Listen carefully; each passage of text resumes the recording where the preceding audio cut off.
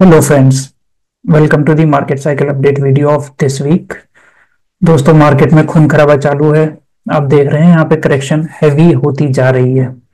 पीछे से हमने काफी बात करी है कि डिक्लाइन फेज आएगी और अब ऐसा लग रहा है कि डिक्लाइन फेज आ चुकी है और करेक्शन चल रहा है। और इससे दोस्तों बचने के भी हमने उपाय बताए थे यहाँ पर कि हमें अपनी पोजीशन हल्की करनी है। तो चलिए शुरू करते हैं इस हफ्ते का अपडेट और जानने की कोशिश करते हैं कि अब मार्केट साइकिल क्या बोल रहा है और हमारी अप्रोच कैसी होनी चाहिए और कैसे हम अपने पैसे को प्रोटेक्ट कर सकते हैं।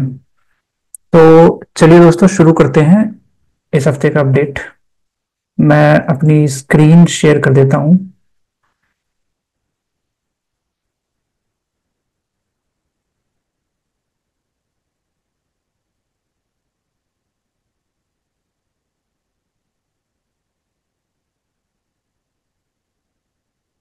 तो दोस्तों जैसे कि आप देख सकते हैं कि निफ्टी निफ्टी का चार्ट है हमारे सामने। निफ्टी में दोस्तों मेरे ख्याल से ये सिर्फ मेरा एनालिसिस है दोस्तों, ये कोई पत्थर की लकीर नहीं है। तो जो भी मैं यहाँ पर जो भी बातें करने वाला हूँ उसके बेस पे आप एक्शन मत लीजिए। आप अपने फाइनेंशियल एडवाइजर से कंसल्ट करके करिए जो करना है।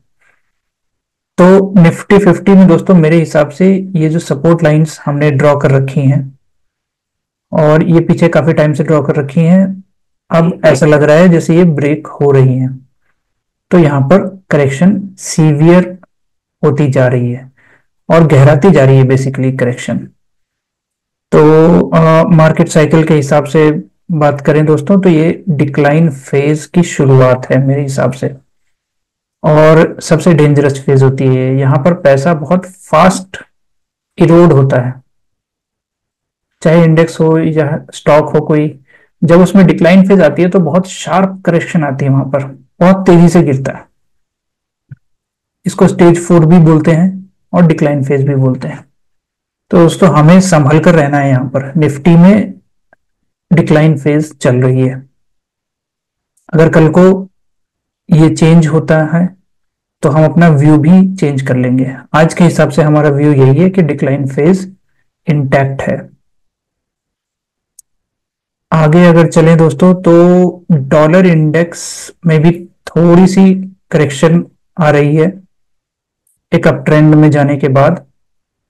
कुछ लोग हो सकता है यहाँ पर ये सोचे कि अब डॉलर वीक होता चला जाएगा यहाँ से, लेकिन दोस्तों मेरे ख्याल से ये अभी वीक नहीं होने वाला।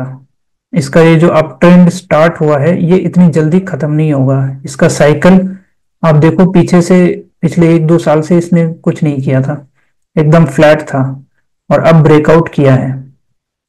कितना टाइम हुआ इसे, अक्टूबर से लेके अभी जनवरी तक।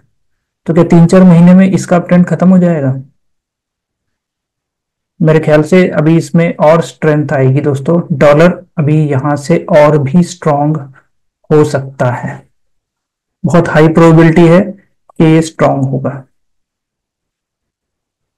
और अगर ये स्ट्रांग होगा तो हमारा इंडियन रुपी जो है वो कहीं ना कहीं वीक होगा। इसमें भी आप देख सकते हैं दोस्तों, यूएसडी आईएनआर में भी डॉलर में अप ट्रेंड आया हुआ है और इंडियन रुपी हमारा वीक होता जा रहा है। ये भी अभी दोस्तों ये कोई शॉर्ट टर्म फेनोमेना नहीं है मेरे ख्याल से। ये भी चलेगा, इसका साइकिल अभी आया है, पीछे जितना भी ये इसने फ्लैट निकाल दिया टाइम, लेकिन अभी अप ट्रेंड में आया है तो कुछ टाइम तो रहेगा। यानी डॉलर अभी और स्ट्रांग होगा, रुपी इंडियन रुपी अभी और वीक होगा। ये दोनों की कॉम्बिनेशन से हमें पता चलता है कि लिक्विडिटी इंडिया के फेवर में नहीं है। इंडिया से बाहर जा रही है लिक्विडिटी, यानी बड़ी लिक्विडिटी, बड़ा पैसा। और क्योंकि मार्केट साइकिल जो है वो लिक्विडिटी का ही दूसरा नाम है। अगर लिक्विडिटी बाहर जा रही है इसका मतलब मार्केट साइकिल भी हमारे फेवर में नहीं है। तो दोस्तों संभल के रखिए रहिए। यहाँ पर मार्केट साइकिल जो है हमारे अगेंस्ट चल रहा है बिल्कुल।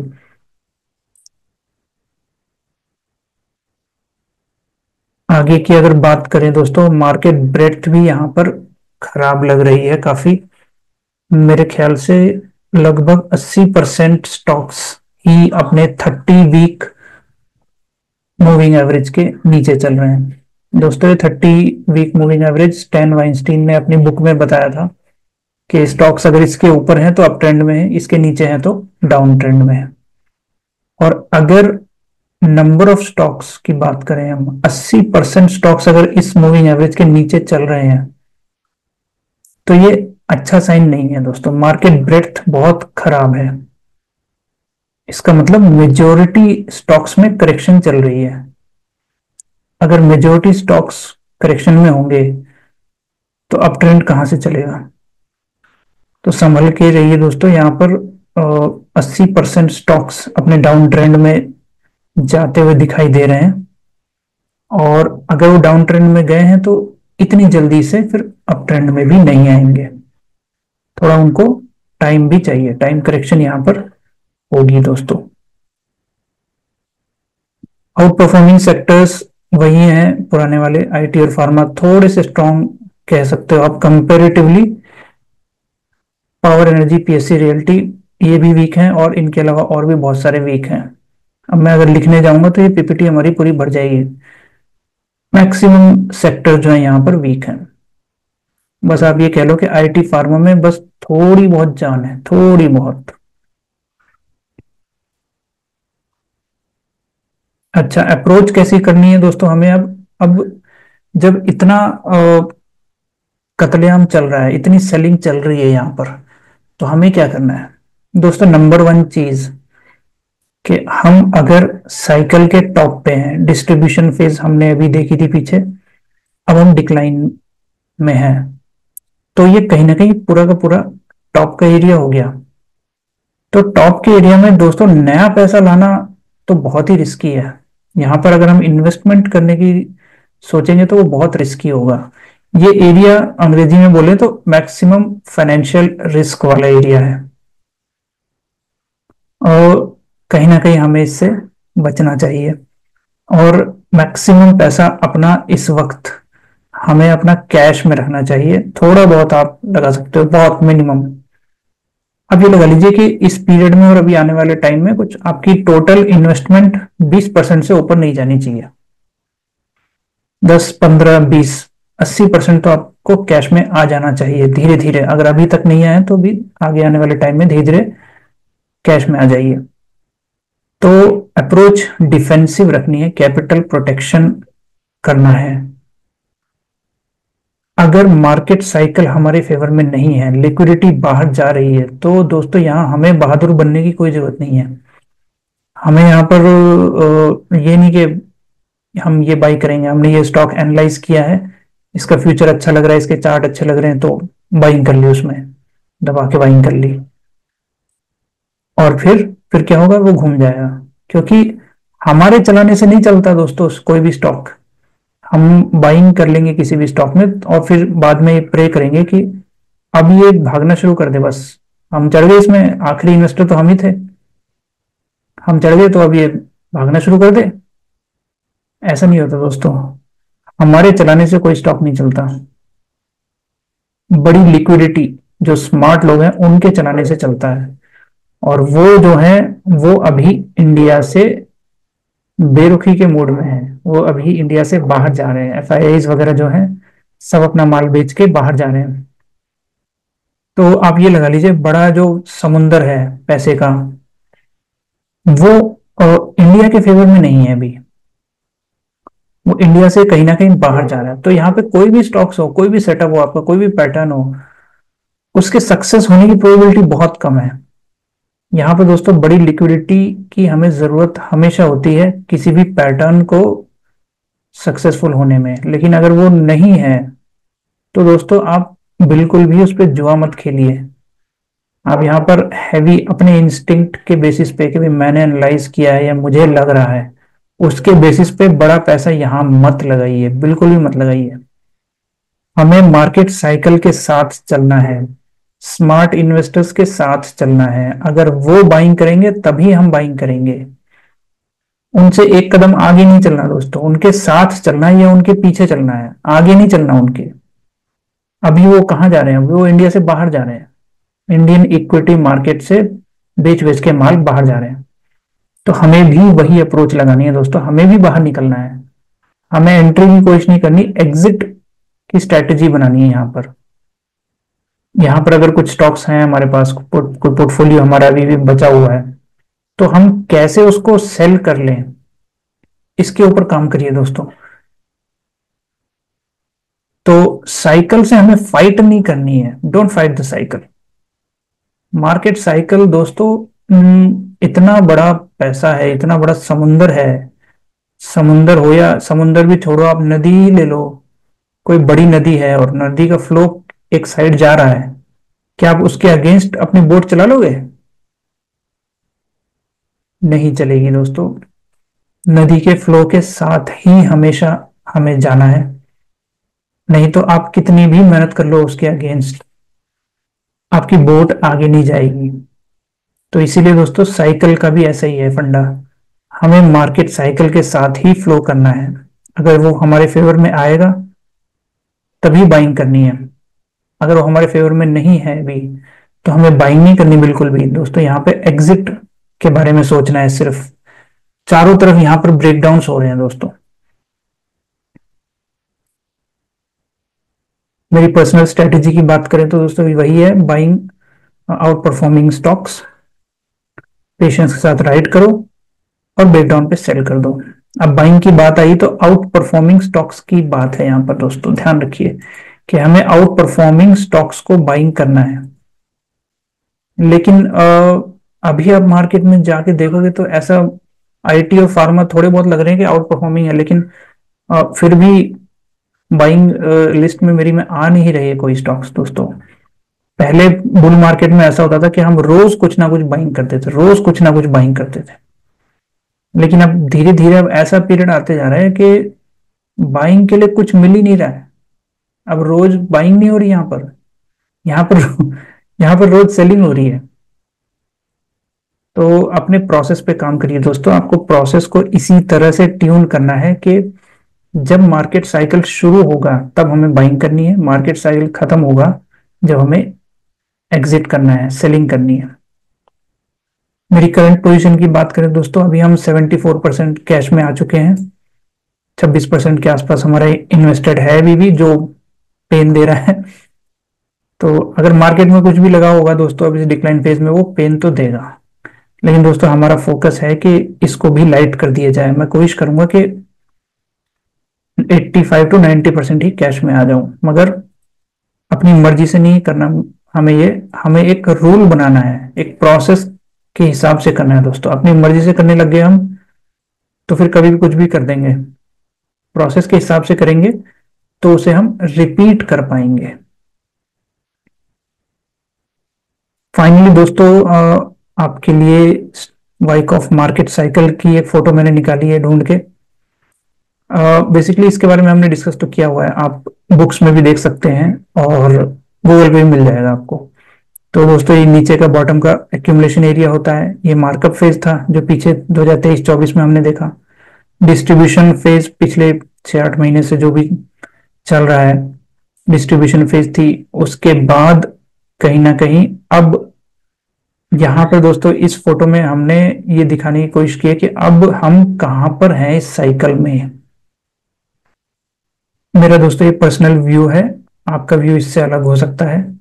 और अगर मार्केट ने भी हमें कल को रॉन्ग प्रूव किया तो हम अपना व्यू चेंज कर लेंगे दोस्तों। लेकिन आज के हिसाब से, मेरे हिसाब से हम यहाँ पे कहीं पे हैं, यानी डिस्ट्रीब्यूशन फेज खत्म करके हम डिक्लाइन फेज में जस्ट एंटर हुए हैं।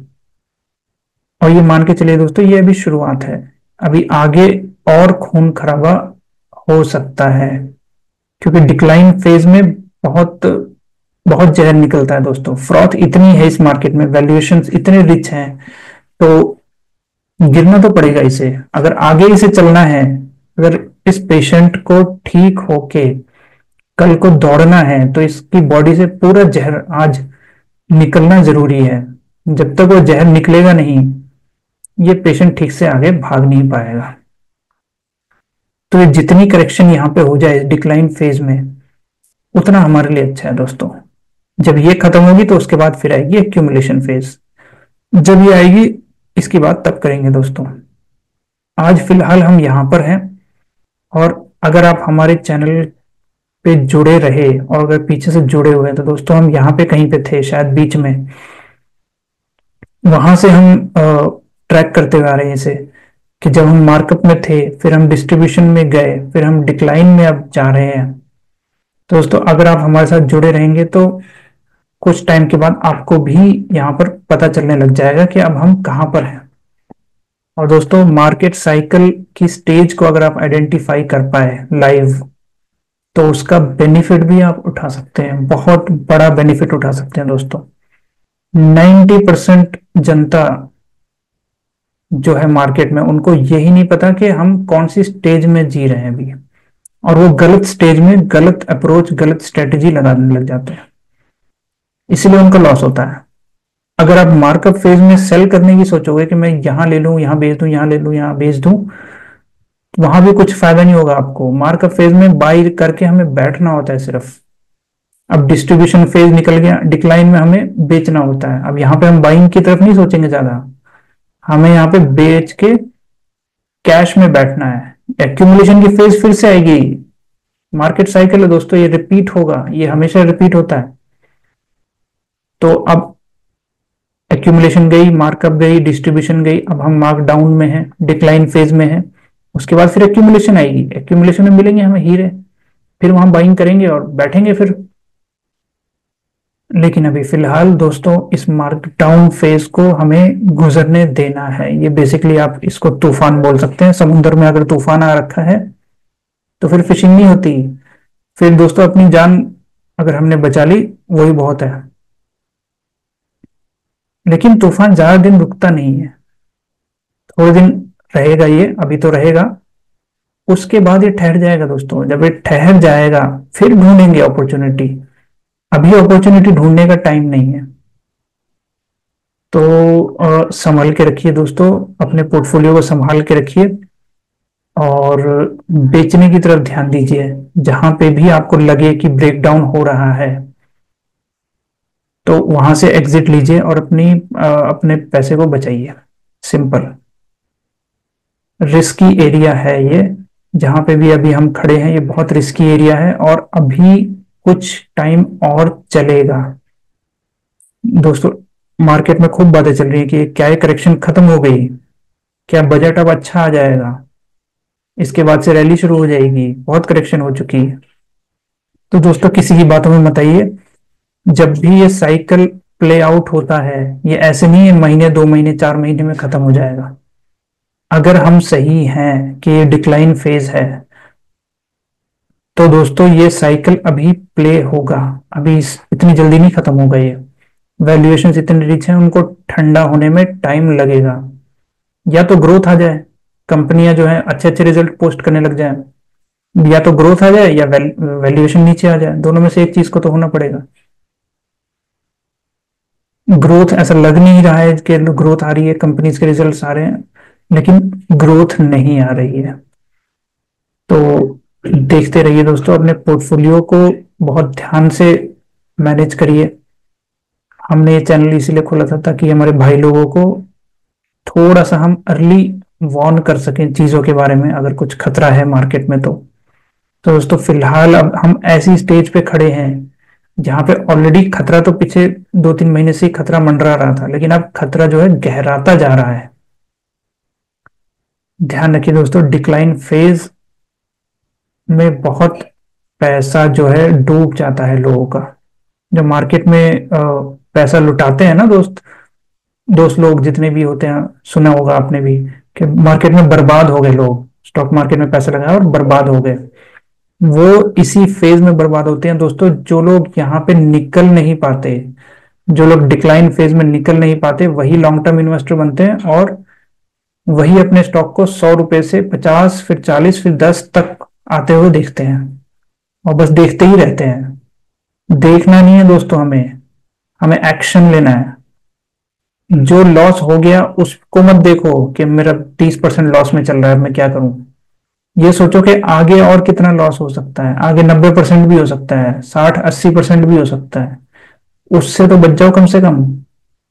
यहाँ पे जो पैसा आपने बचा लिया उतना ही अच्छा है दोस्तों, क्योंकि वो आगे बना लेंगे हम दोबारा एक्यूमुलेशन फेज में, बाइंग करके वो सब रिकवर हो जाएगा। लेकिन फिलहाल पैसा बचाने की जरूरत है हमें, कैपिटल को प्रोटेक्ट करने की जरूरत है। तो दोस्तों इस हफ्ते के लिए इतना ही। मेरे ख्याल से आपको आइडिया लग गया होगा। आपका कुछ अगर फीडबैक हो तो कमेंट सेक्शन में ऐड करिए, और अपने पोर्टफोलियो का ध्यान रखिए दोस्तों।